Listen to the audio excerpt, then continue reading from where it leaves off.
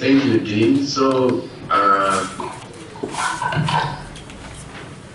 yes, so I want to start off with the presentation that Scopia made, and thank you very much for quite a detailed presentation. I've also read the dissertation. So I would want to start off by asking a few questions related to the presentation this morning, and then after that phase, then we can go into the document itself.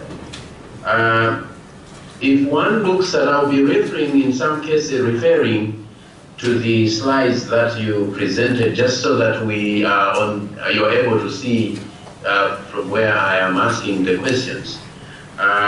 Maybe starting off in your recruitment, there was the indication that adolescents who in the getting ethical as you recruited the adolescents, there was assent that you obtained for adolescents that were underage, and those that were older, you got consent from them, normal standard practice. That is, I think, slide 13. However, I think you were silent on what happened to adolescents that are living on their own. Because later on in the presentation, there were adolescents that are living on their own, not with guardians, not with their parents, but then that part was silent as to how they were recruited into the study. Dean, I would want to go on maybe 3 or 4 questions and let Scopia respond, then I come back, and so on and so forth, not just one question. If you allow me. Is that okay, Dean? Yes, the Dean says yes on his behalf. All right. Thank you. So that was one question. The second question relates to, I think both in the document and in your presentation, Scopia, you've been talking about family planning and also talking about contraceptives.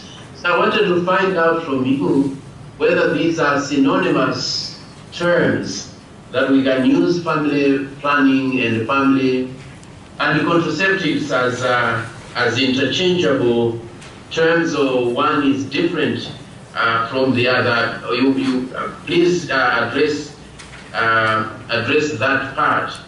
And maybe another part is much related to paper number 4, and I think it's on slide 33, when we're referring to the Bruce Judith quality of care.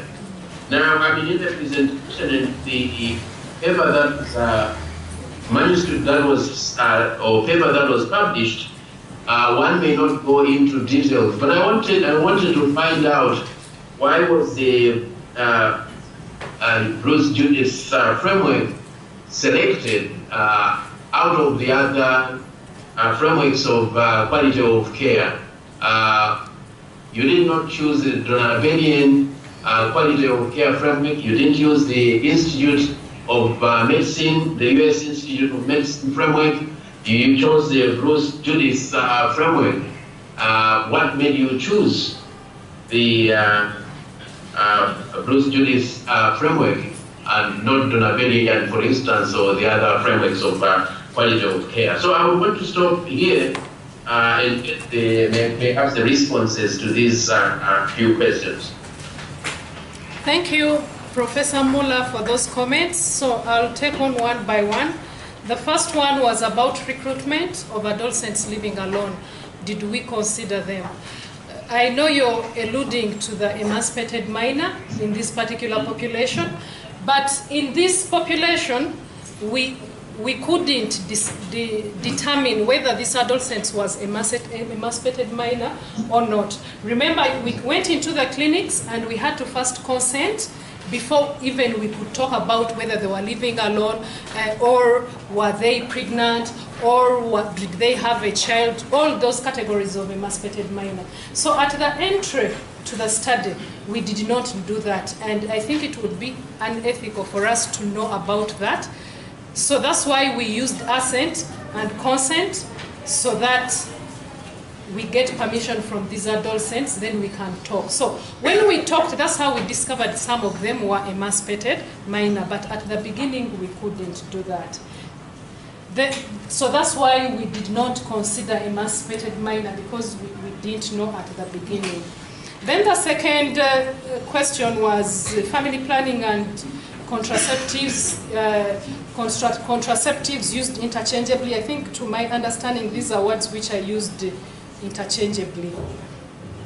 Both, you could talk about family planning and contraceptives to mean the same. Then the third, about Bruce Judith framework. You're talking about, because there are very many studies that have used Donebenian and Institute of Medicine, and initially those were the ideas that I had. But as I continued to do my literature search, I came across a document recommended by WHO, which was using this kind of framework to assess the quality of care. And some studies in here have assessed quality of care using Donebenian framework. So I wanted to see if it could give me something different. And since it was recommended by Judith Bruce, I know it is a family planning framework, but the WHO has recommended it to use it even to assess quality of care, not only for sexual reproductive, but even the individual component like abortion care or post-abortion care and all that. So that is the reason why I chose to use the Bruce Judith framework vis-a-vis Donebenian.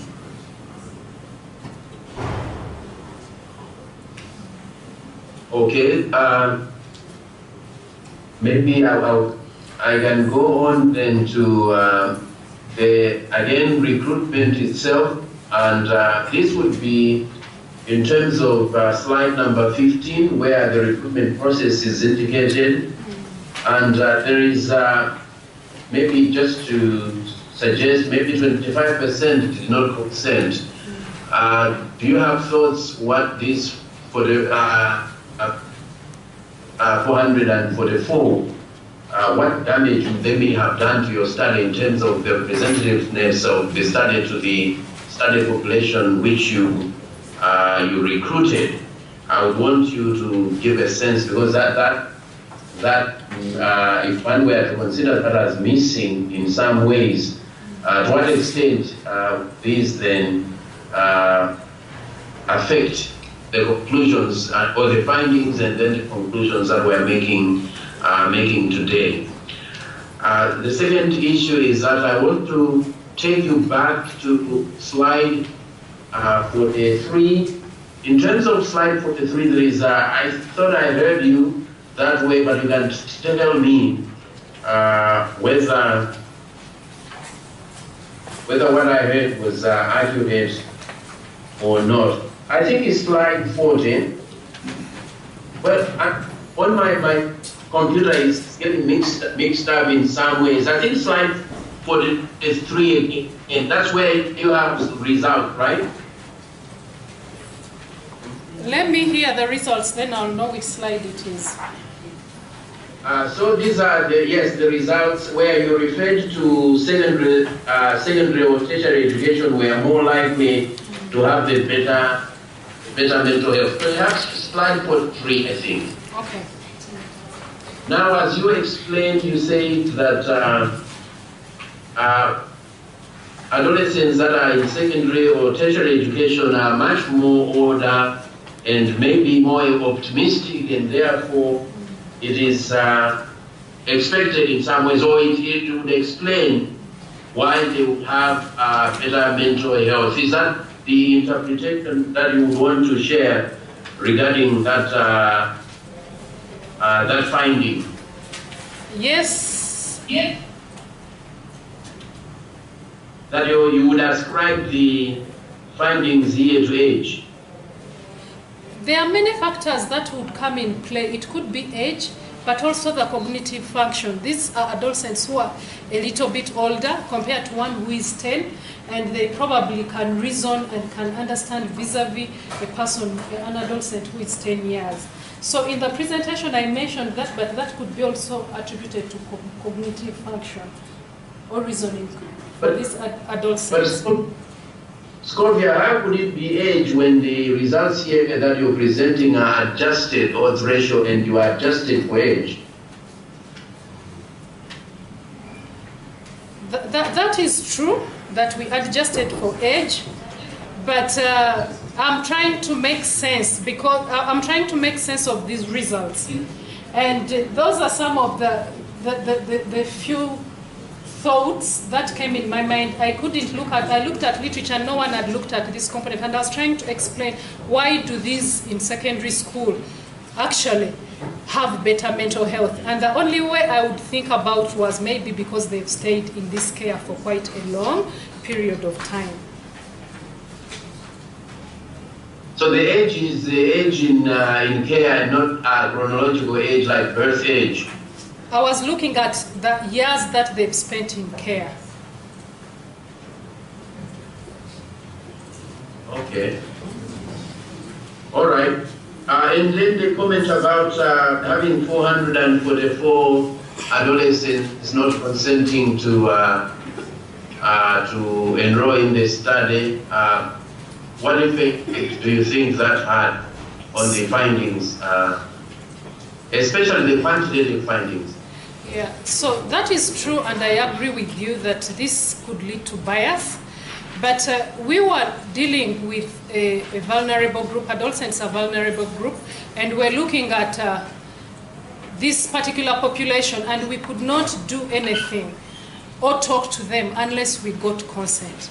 So I acknowledge this could have led to some bit of bias, but again, it is against the ethical principle to go into talking to these adolescents to tell you more about themselves before they've given you consent. Okay, if one were to propose that these adolescents may be those that did not consent, were maybe in much better shape or much worse shape than the others. I mean, for instance, if the mental health status was assessed, if one, I mean, is there a possibility that these 144 maybe have worse mental health status to the extent that they don't engage and so on, and then end up not being part of the study? And if you had included them, or if they had consented, would have given us different findings. At this point, I think the answer is yes or no, but I don't know because we did not engage. They could have affected or they may not have affected, but it is either way. But since I did not engage with them, so I cannot be definite that it could have affected or not, but it could have gone either way. Okay, so thank you for that. And now for the presentation itself, I want to refer to two aspects that you mentioned. One was you said that one of the recommendations, because these adolescents that were in school showed better adherence of better health mental status, and therefore would want to recommend that measures should be done to ensure that adolescents are kept in school. I think there are benefits of adolescents being in school, and all of us, even adults, in school. But do you think that is coming from your study? We could make that recommendations that adolescents should be in school in order to improve their mental status? Because the alternative is to suggest that maybe adolescents with better mental status are retained in school, and those that do not have better mental status fall off from the school system, and therefore they end up out of school, not because they're their mental status doesn't deteriorate because they are out of school, but they had poor mental status itself, and then they left school for some reason or the other. I want you to look at that and give us a response. Now, the final question regarding the presentation itself, before I move on to the document, is that I think I thought I heard you, but you can clarify it. You say these adolescents, the adolescents that that are attending the clinics are having sex with our children who are HIV negative. Do you have a response to that, Scovia?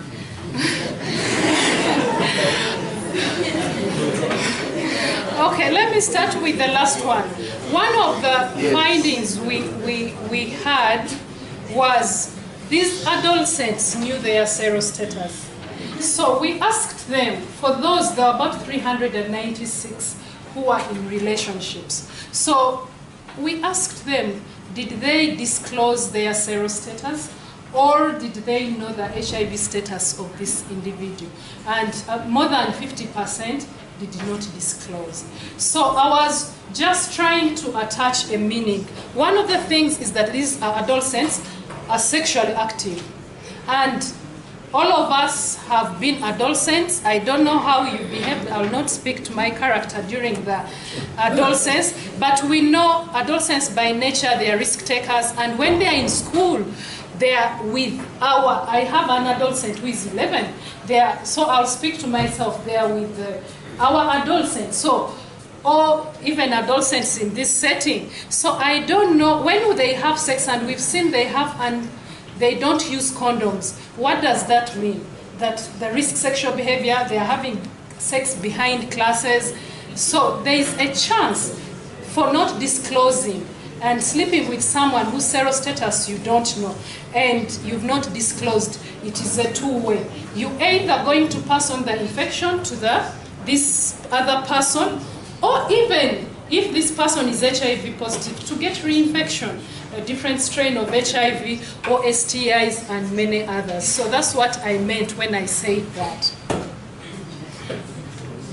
I think now that you've explained it, it keeps my heart in check, because you know, our children are also HIV infected, some of us, and that we will provide the care to the adults. I thought that we would provide the care to the adolescents, whether they are having sex with our children or not, whether our children are HIV positive themselves or negative. That perhaps wasn't what you meant, and doesn't really matter as much the way that I look at it. But thank you for clarifying. Was there another question that I asked you? Yes, right? You mentioned the issue to do with education.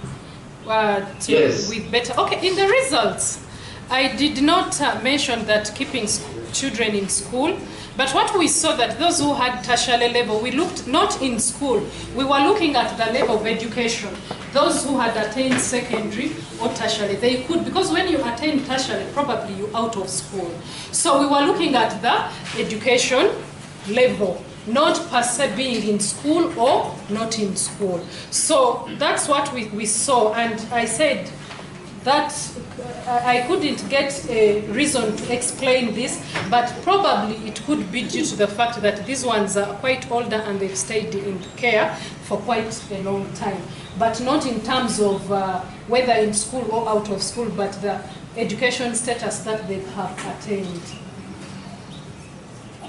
All right, so thank you very much. I'll take another maybe 15 minutes or thereabouts to, I'm assuming you have your document with you, the legislation itself. Yes, I do. All right, thank you. And for the other members, since this is a public defense, my apology, you may not have the document with you, so you may, I may be referring to things that you haven't seen. So I'll be making a few comments, and then the same way that we've carried the first part of these examinations.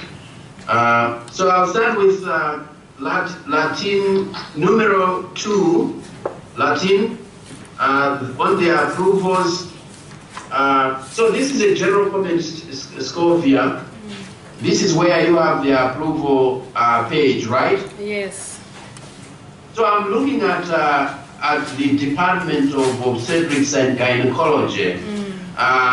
You would see that in the whole document, I'll make this statement maybe once, or if I'm tempted, I'll make it a few times, that the spellings and so on, you will, as you move forward, you have to change. I mean, Department of Gynecology, the gynecology that you've used is not the same as is used in the rest of the document. And last time I checked, Uganda was leading in terms of British English or in the African continent. My country comes in as number 5 or something, but Uganda. So gynecology, you see that, Scovia? Yes, sir. And throughout the document, please work on that. On 5, Latin 5, that's where you have the names of people, also a general comment. As you go through the document once more, you would want that the acronyms and abbreviations are well presented, and perhaps you've used them a lot more, and it raises questions. For instance, I was saying, okay, I had to go and say, what is OGAT here, and so on. Yes, I've interacted with MEP Misau, but here we see that that wasn't presented. On the same page, you would see that the first paragraph, Scovia, hasn't gotten a period or a full stop at the end.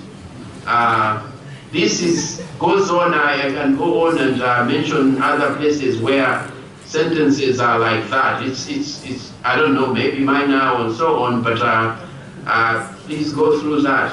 And then the names of the organizations and individuals, you'll also check that to ensure that they are accurate. I see that on the same page, the SEO, that SEO, that's not the SEO.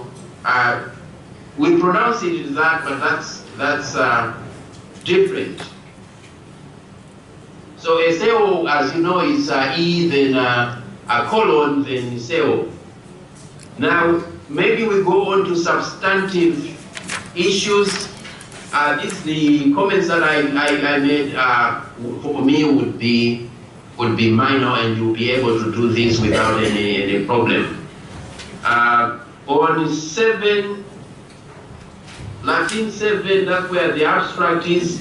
Scovia, I want on that page for you to give me why you perhaps continue to use the word HIV/AIDS when the United Nations, UNAIDS, and other organizations discourage the use of HIV/AIDS. I'm sorry about it. I acknowledge, and I'm going to change. Okay, so that would be in the other pages also. In the other pages.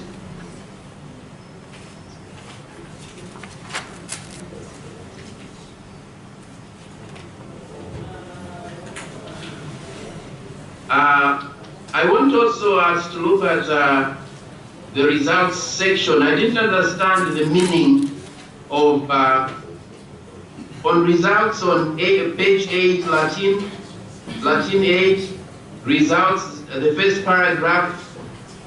Towards the end, the odds of being sexually active were lower among adolescents in schools compared to those out of school. We see that, but it continues, who had never been treated for STI compared to those who had never been treated to STI. That meaning of that statement wasn't clear to me. What do you mean, Scovia?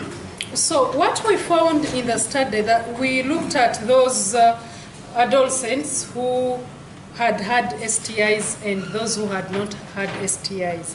And those who had not had STIs were less likely to be sexually active compared. I think it is, it speaks for itself. I think I should say that. Maybe we should... Keep going. Yes?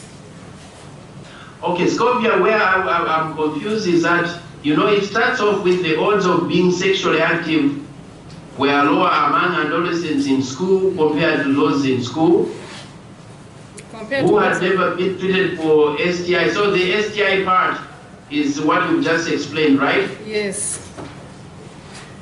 Okay. That's, I think, fine. it's clear now. I'm able to follow what you've indicated now. Now I want you on a technical front, just where I was referring you, there is a confidence interval that is there, that adolescents, we should be midway on that part, the same paragraph. And you had a confidence interval of 2.63 to about 15, right? You see where I'm referring to? On which variable? Okay, this is the variable is age 15 to 19. We are more likely to have to ever had sex. So I was saying that it's the paragraph that we were just referring now, but the same one, but midway. Okay. Could you comment for me the confidence interval that is reported, 2.63 to 14.9? What does it mean? Okay, the adolescents aged 15 to 19 were more likely to have ever had sex, and yes. We gave the odds ratio of 6.29, 95% confidence interval, 2.63 to 14.99. Is that what you're talking about? Yes. So I was saying that what is the meaning of the what is the confidence interval here? How should I understand that this confidence interval mean? So really what confidence interval, either within this study or not, it gives us a range. It gives us, for this study we set the confidence interval at 95. So what it means that we are 95% certain or sure that the mean of this population lies within 2.63 to 14, within this range. Okay. Okay, then I move on to page 18, still Latin numerals. Which one? 18, XB111. Okay. As you revise, I'm thinking that item number 4, the manuscript number, you will put it down, right? Yes. Because it's blank, but it was supposed to be there. To be there. Actually, in the presentation, sorry about that, but in the presentation it's there, so I'll put it there. Now, this is not to do with your dissertation, but that last sentence on that page, you're saying these papers are open access and therefore there is no need to seek permission to produce them in the thesis. Probably not, Scovia. I wouldn't ask you to answer that question, but what perhaps you need to say is that these the papers were published through Creative Commons license. So Creative Commons allows you to reproduce them for academic purposes and so on. Open access just means that there is no paywall behind. You can have papers open access because one has paid money, but you cannot still produce them even though they are open access. I move on to page through Roman numeral. Now we in the main document.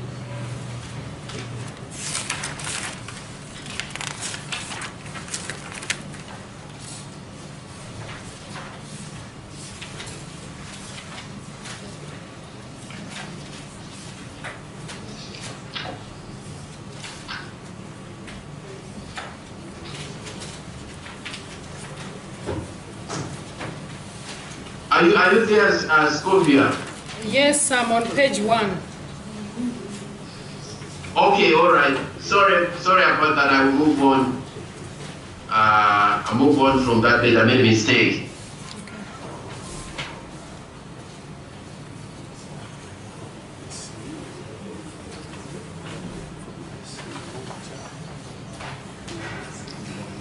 Page 12, Scovia, and the second paragraph. I wanted to argue with you, and you tell me whether we'll see who wins or not. The second paragraph, you wrote the sexual reproductive health experiences affect the health-related quality of life. I agree. For example, an adolescent born with HIV engaging in sexual activity early leads to unwanted pregnancies, which also affect the health quality of life. For me, I wanted to argue with Scotia that it doesn't always lead, and you didn't say leads, but if you say sexual activity early leads to unwanted pregnancy, it's as if it will happen nonetheless. Will it not lead to pregnancy if they are not using contraceptives? But otherwise, if they are using the dual protection that you mentioned, the sexual activity may not lead, or I can say will not lead, but of course there is a small chance. But the way that it is written, is it the sense that sexual activity in adolescents will lead to pregnancy? Okay, point noted. Sexual activity. So what did you want me to say? Because of course you've talked about dual protection. Did you want me to say unprotected sexual activity?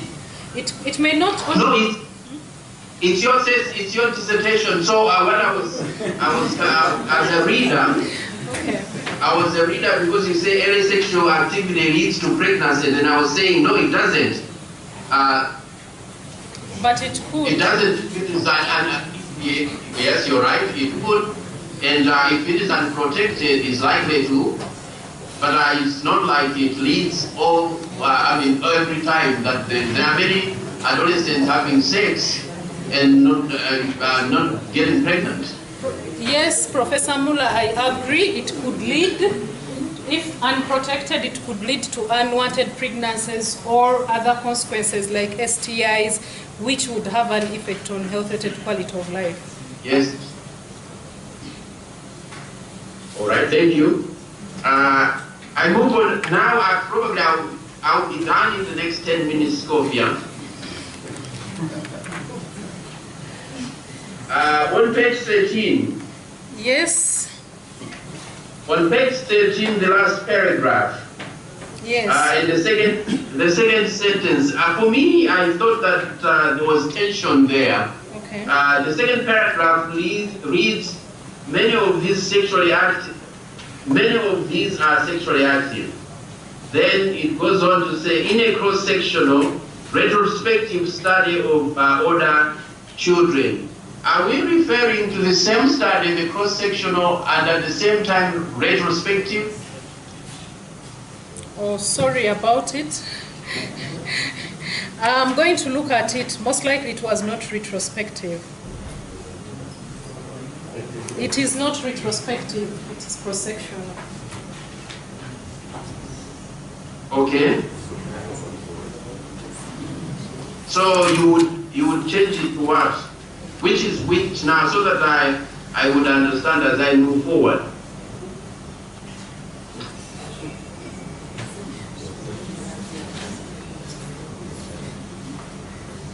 So it would read in a cross-sectional study of older children, adolescents, and youth, and young adults enrolled in CDC pediatric spectrum of HIV study, then that the statistics showing that they reported consensual sex.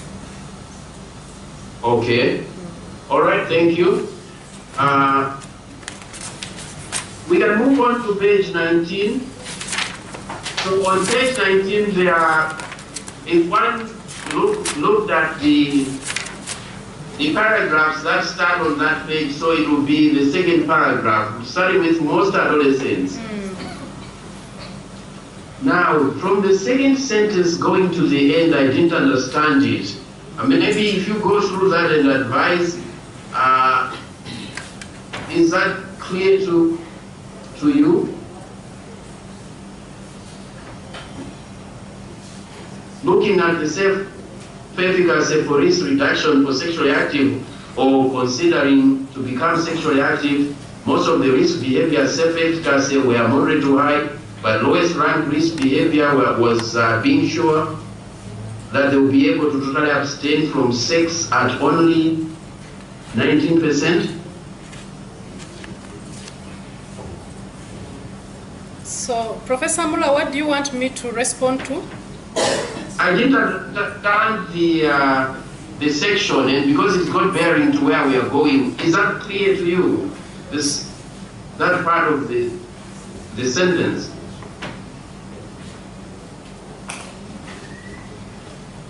I'm internalizing. Give me 1 minute, 1 second.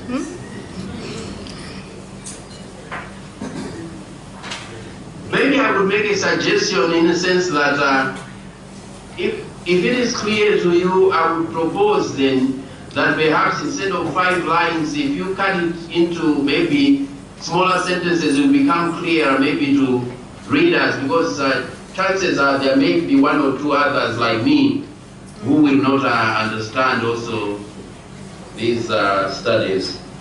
Okay. Below that, then, this is something that you can look through the whole document.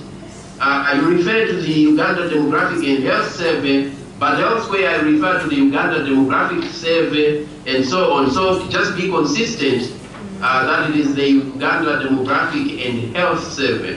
Because if you go, like we were on that page 19, if you go on page 21, you will see that you refer to it as the Uganda Demographic Survey and elsewhere also. So one needs to be clear about that. Noted. Okay. Thank you very much.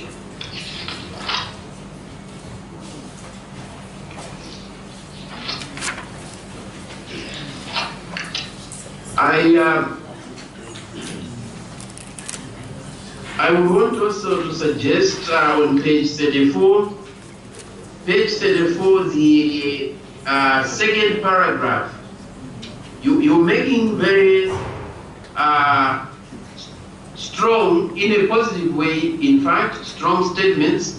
That last paragraph, if you read it, not the last paragraph on the page, but the second paragraph on 34, very strong and useful statements, but without any references, and that is something that I found as a gap. So please look at that. Page 38. Page 38. I want you whether it is an error. Page 38 when you refer that it was purposefully selected. Is it purposive with a V like violet?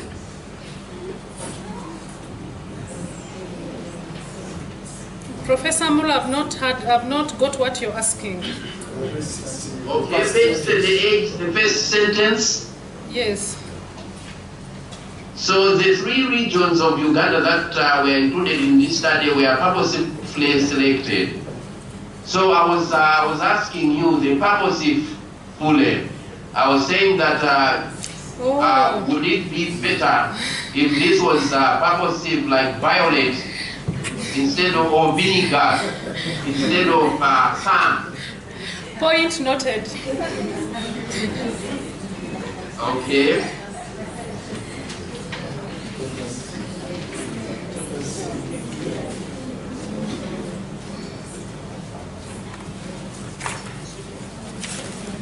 My sense is that it's just my printing may be on page 38, 39, because on my on the documents that I have, the source, like the Minister of Health being the source of the table that is shown on page 9, like table 3.1, it prints on the other side. So I'm just assuming that on yours, it's on the proper side, right?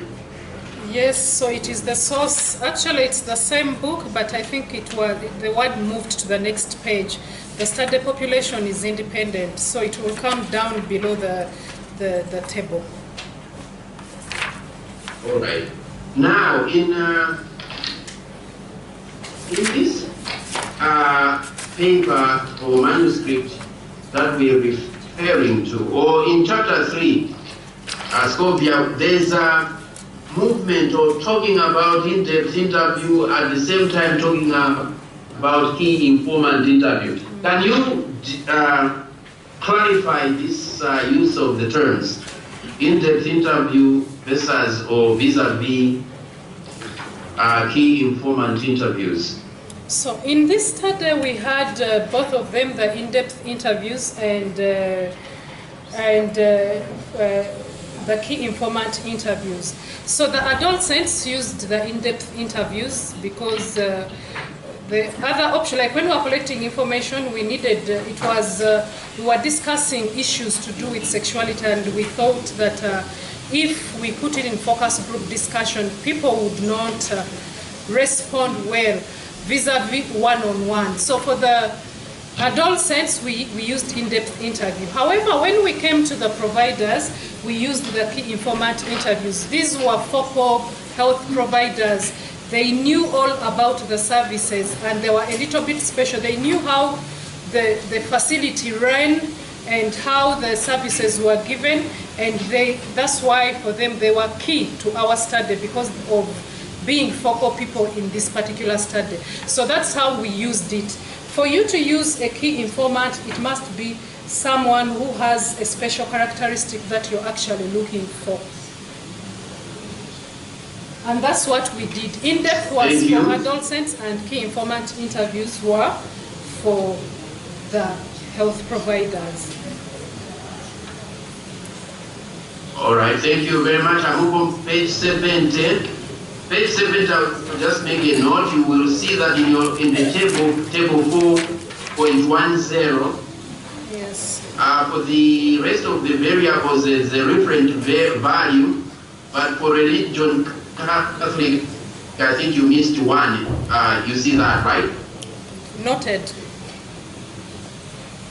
Thank you. Now, page 72. The second quotation, the quote from the interview itself, there is room where we go. That one, are you there? Yes, Scopia? yes. Now, this is something that I want to make one general comment and then secondly, specific to this one.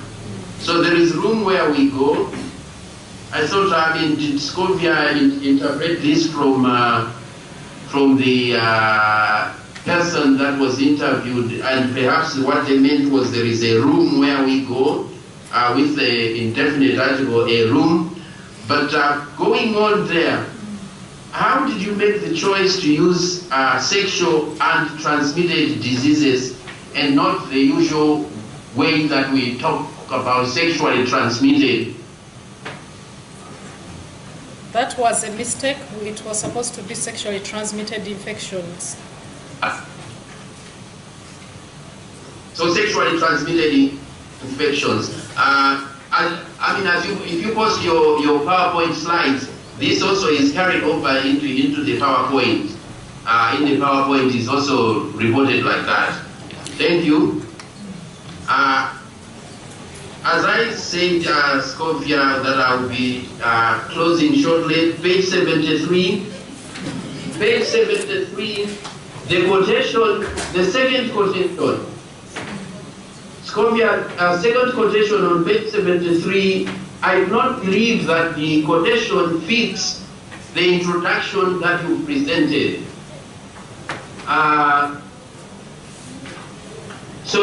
Could you respond to that?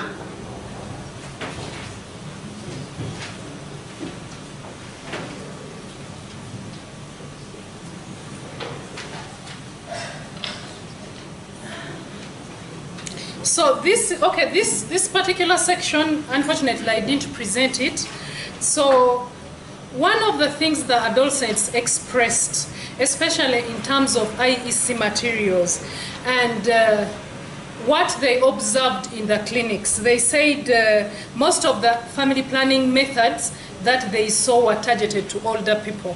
They didn't show per se an adolescent. Like, for example, if you saw the IE symmetry, and I think this is where the quotation came, when one of the adolescents said, when I hear the message about contraceptives that are aired on the radio, I think they are targeted for adults, especially women.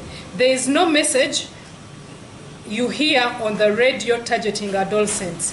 In the clinic, they emphasize condom use, but I want to know more about other methods that I can use now or in the future. So this was an expression from the adolescents because there are IEC materials everywhere. And what they saw were either mothers carrying their children or fathers, like in the context of Uganda, you see a man carrying a huge family. So the adolescents felt that the messages that are coming out are not targeting them vis-a-vis the adult people. And what we are seeing, Professor Muller, there is a lot of debate, especially when they were trying to pass the Sexual Reproductive Health Guidelines, which were talking about adolescents. And one of the ministers came out and said, we cannot give the children or the adolescents family planning method. So in the context, this is what the adolescent felt, that the messages are not targeting them, the IEC materials are not targeting them, all they see are the women. And I'm just reporting what the adolescents expressed. I may not agree or you may not agree, but this is what the adolescents felt. And probably from us, the providers, we need to do something about it. Thank you, Scovia. I mean, the debate I've been following in the New Vision newspaper, what is happening in Kampala. But my point, I'll come back to it and I'll read for you. Maybe I wasn't clear what was my sore point on this one. If we go to this section that I was referring to, just above the quotation, you wrote, adolescents expressed that the messages on family planning found at the clinics, right? So I took it that it is the quotation that is coming will be messages on family planning found at the clinics. But the quote itself is talking about the radio. So that was my saying, okay, the quote is interesting, but it's not talking about the clinic which is being introduced here. Because from that sentence about the clinic, it was like, okay, now I'm presenting the quotation about how the adolescents perceive the clinic environment. But the adolescents now are talking about the radio when we are not at the radio, now we are at the clinic. That's the issue, Scovia. Now, Professor Muller, we agree, and I looked at this. It was a beautiful quotation, and I used it as a proxy to some of the things. But I know there was a quotation on this, and maybe we could add on that part of the art clinic, because I remember clearly that they talked about the IEC materials at the clinic, and we shall look at that in the final document. Okay. And my last question, Scovia, is in your variables, page 82, table 414. Page 1, there was a variable highest level of education hoped for, yes. Not which they have attended, but hoped for. Why did you choose this variable? Okay, so we in this population, these adolescents who are HIV perinatally infected, and we've seen one of the characteristics that they have is uncertain life course. So when we were assessing for education level, we looked at the level, at what was the, if they were in school, what was the level they were in. We looked at the education status, whether they were in school or out, and given this particular population, we looked at the education that they hoped to attain. And this had, we were thinking that given the fact they are always fearing what is going to happen to them, most of them might not wish to join secondary or tertiary institution given the nature or the uniqueness of the population we were dealing with. So that's why we asked them what was the level of education they hoped to attain in view of this unique population. Okay.